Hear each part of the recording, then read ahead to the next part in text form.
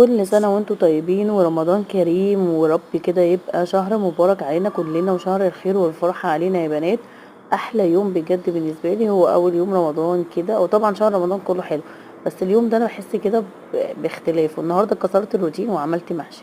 ايوه تخيلوا بقالي 8 سنين متجوزة عمري ما عملت محشي اول يوم رمضان، لان دايما باكله في بيت اهلي يعني وعند اختي الله يرحمها. بس طبعا بما ان الظروف اتغيرت فقلت قررت اعمله في البيت. وللاسف الكرنبايه طلعت زي ما انتم شايفين كده خضرة جدا، بس والله كان زي العسل، كان حلو جدا جدا. سيبكم بقى ان هو اخضر او ابيض، المحشي نفسه كان حلو جدا.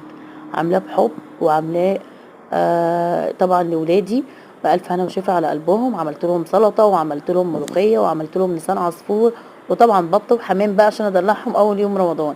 انا بالنسبه لي هو اول 10 ايام، بعد كده بعمل بعد كده اي حاجه. المهم ان انا بكسر الروتين، بيبقى في حاجات مختلفه في رمضان. وحاولت اشارككم بافكار بسيطه جدا. النهارده طبعا زي اي ام مصريه عملت فطار.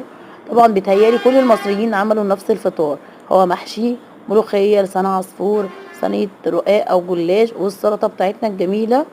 وعايزه اقول لكم بقى بالف هنا وشفا، حاجه كده تحفه. قلت بقى اشارككم النهارده بالفطار بتاعي. وحابه ان انا برضو اقول لكم كل سنه وانتم طيبين. وحابه اشكر كل اخواتي وكل حبايبي اللي بيدعموني وبيكتبوا لي كومنت حلو جدا، ببقى مبسوطه قوي فرحانه. ما تنسيش بقى تحطي لي لايك وكومنت حلو.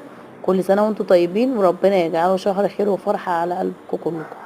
باي باي. ما تنسوش اكتبوا لي بتتابعوني منين. انا فاتن مصر.